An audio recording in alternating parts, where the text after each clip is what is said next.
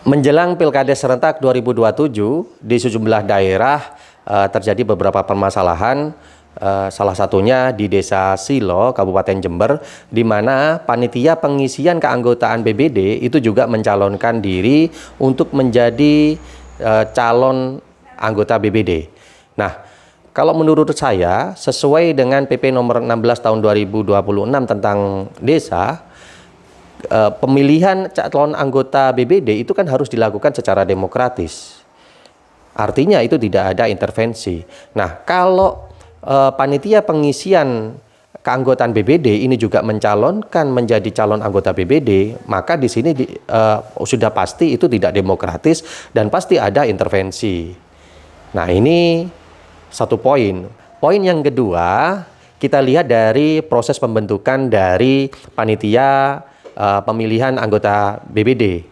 Nah, sesuai dengan Perbub Jember nomor 20 tahun 2018 tentang pedoman pelaksanaan keanggotaan BBD, maka proses pembentukan panitia pemilihan anggota BBD ini harus dibentuk melalui musyawarah desa atau musdes. Di mana dalam musdes tersebut itu melibatkan BBD yang lama, melibatkan perangkat desa, kemudian keseluruhan dari RT, RW dan kelompok-kelompok masyarakat. Nah, pihak-pihak tersebut itu akan bermusyawarah untuk membentuk 11 panitia pemilihan anggota BBD. Nah, di mana 3 diantaranya itu berasal dari perangkat desa, kemudian 8 itu dari unsur masyarakat. Nah, kemudian dalam kesepakatan sudah terbentuk 11 orang, itu akan ditetapkan oleh kepala desa untuk menjadi panitia selanjutnya. Nah, setelah panitia ini terbentuk, maka panitia akan melakukan penjaringan dan seleksi.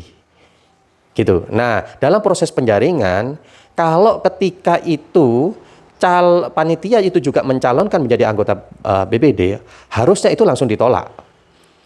Gitu, harusnya langsung ditolak dan tidak boleh mengikuti kontestasi pencalonan anggota BBD.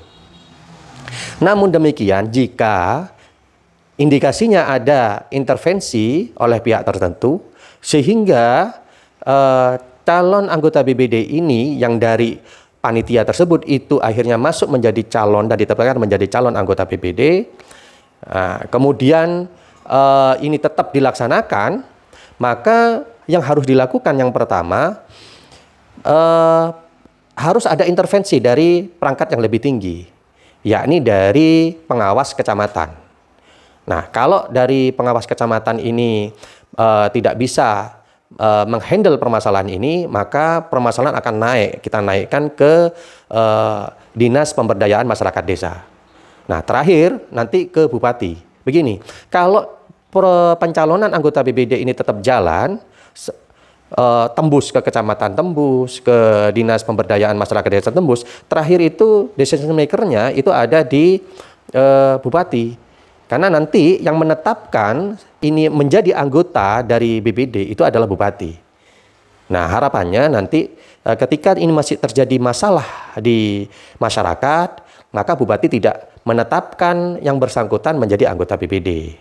Begitu, sehingga harapannya kalau ini harusnya ini bisa diselesaikan tidak sampai ke level bupati.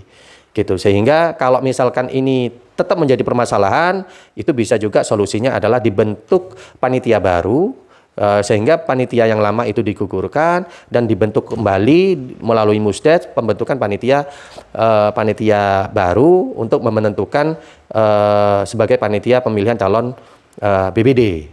Nah, di sanalah ada fakta integritas. Dibuat fakta integritas bahwasanya panitia itu tidak bisa juga mencalonkan menjadi calon anggota BBD.